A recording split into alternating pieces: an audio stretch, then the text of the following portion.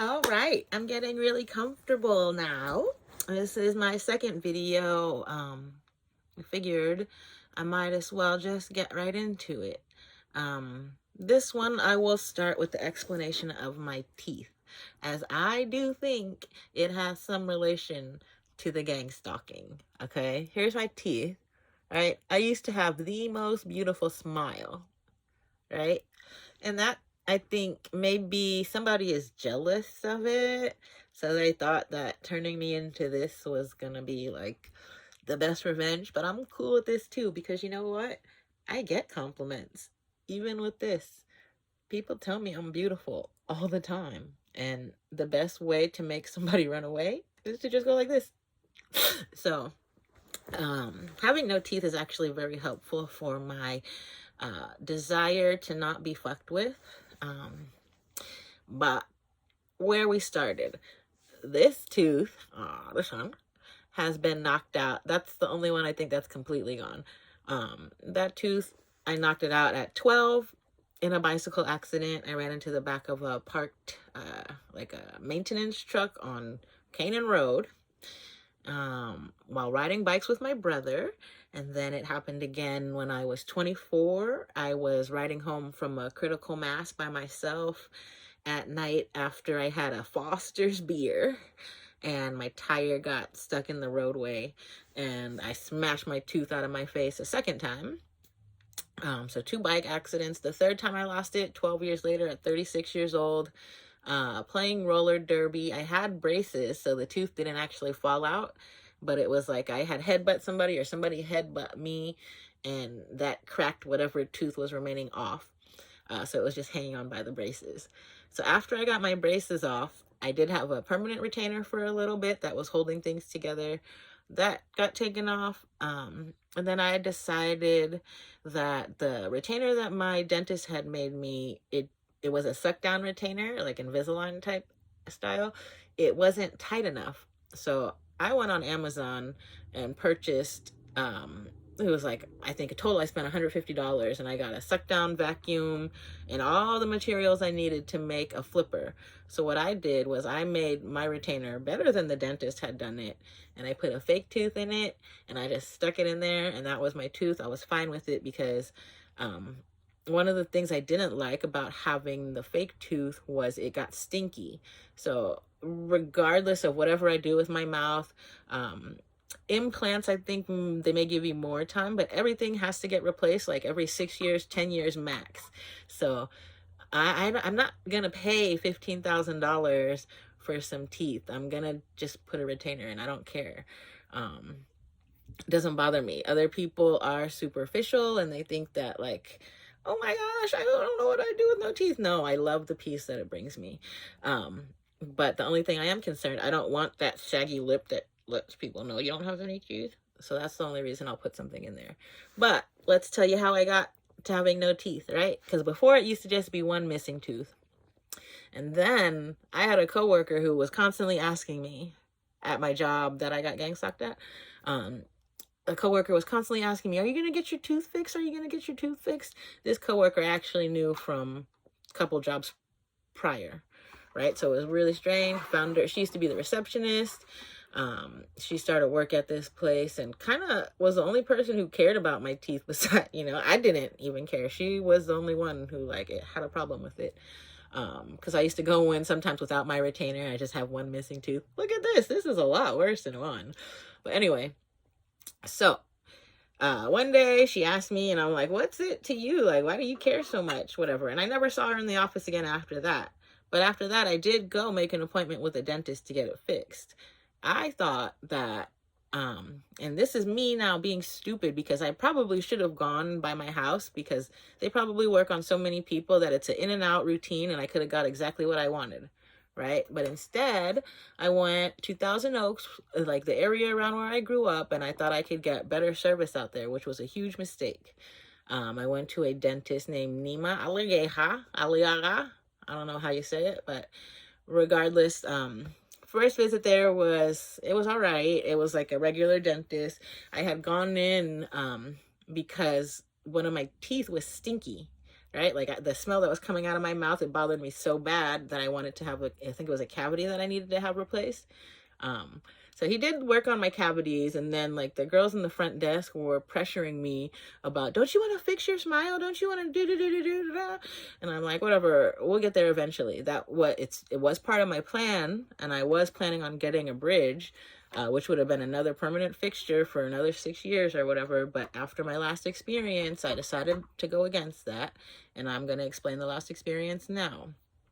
So to get this in, like make a crown fit over it, we had decided it's actually a bridge, so they were going to bridge 3 teeth and do a crown on one, so it wouldn't be a full 4-piece bridge, it would be 3 in 1, right?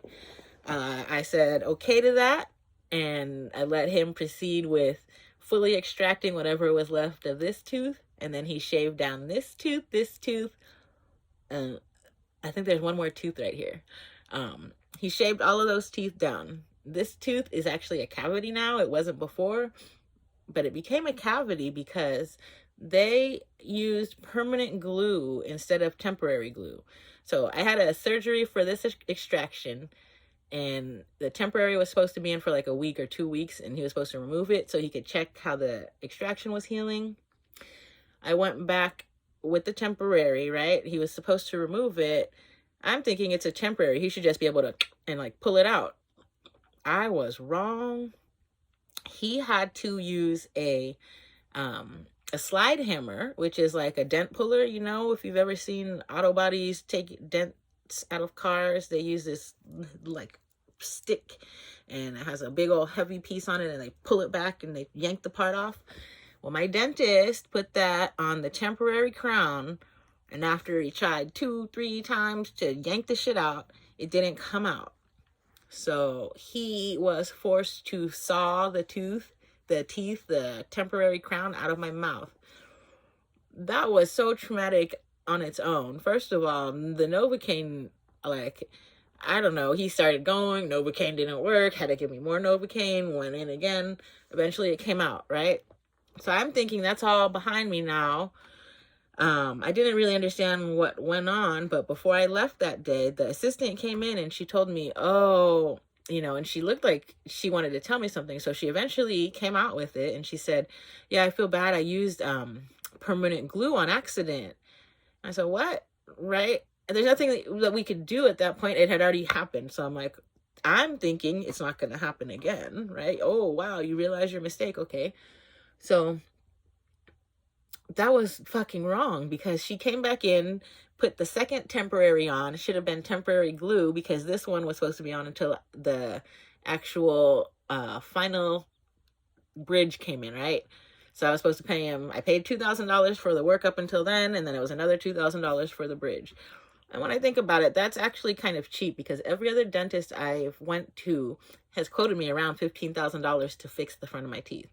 So for $4,000, that's a lot cheaper than what everyone else has said. Anyway, after my first experience with how hard it was to remove the temporary, I decided, I knew after the first week, when the temporary wasn't loosening on its own, right? I could pull on it. I could pull hard on it and it wouldn't come out. I knew that bitch used the fucking permanent glue again, right? The first time she admitted to it. First time it's an accident. The second time it's intentional. Okay? So it took 2 years. I wasn't going to go in and have him cut it off. I wasn't going back to get the crown. I was not going back to that dentist. So I decided, I know that this is not temporary glue. I'm going to see how long this will hang on there, right? Kind of like to prove a point. It took 2 years for the glue to undo itself. One day, I don't know, I can't remember exactly what I was doing, but I knew, I'm like, oh shit, it's about to come out. And I wiggled it and I could feel it. And then I went home and I pulled that shit out. It smelled so bad. I'll post pictures. It looked like there was mildew inside of it. It was so gross, like serious toxic fungusy moldy foods, whatever. 2 years worth of debris inside. I still have it somewhere. Smells to high heaven. That was a detriment to my health. So with that, the 2 years of the stinky tooth, I'm not going back to any permanent fixtures in my mouth. I need to take it out. I want to brush it. I don't care. I got a black tooth. It's okay. Whatever. Um, the reason why I think it's connected to the gang stalking are there's very specific things that were said in that dentist office. He made a mention of it being torture. I have it written in my journal somewhere, and I'm going to come back and comment on it very specifically, exactly what he said. There was 3 things that I noted that I don't think any professional should say to their patients. He had mentioned something about like the headache, it being torture, and I can't remember exactly what the 3rd thing was, but I'll figure it out. And then something about Ramirez, like it's tied to Ramirez. He very much seemed like he was giving me hints about the stuff that was going on in my life at the time, right? So after he had actually reached out to me and asked me to leave a review. I left a review. I thought it was a good review. I didn't see anything wrong with it. Sorry, that was before I went in for the first temporary.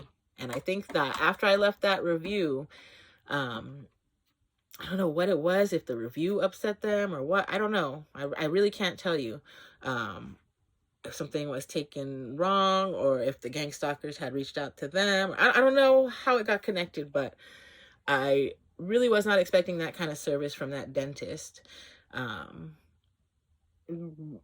I really can't explain it. And then more of my reasons why I think it's connected to gang stalking is I think I may have even posted some of the videos on here where my upstairs neighbors are actually talking about him, right? And some of the things that had happened when I was being gang stalked was like when I would go take out the trash, somebody left their Invisalign retainer down there. The mouth was way too big for it to be mine. I knew it wasn't mine, but that's along the lines of the little things that they do to kind of hint at what they're doing.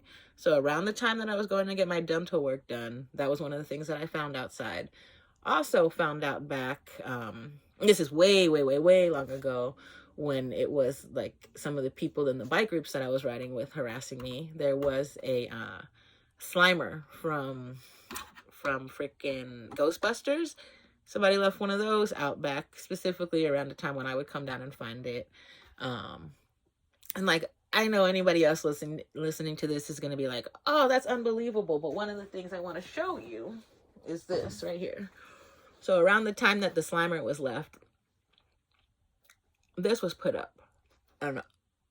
What this is I made a bicycle Instagram that shows me riding my bike. This is my helmet. The color of my hair at the time was this color, right?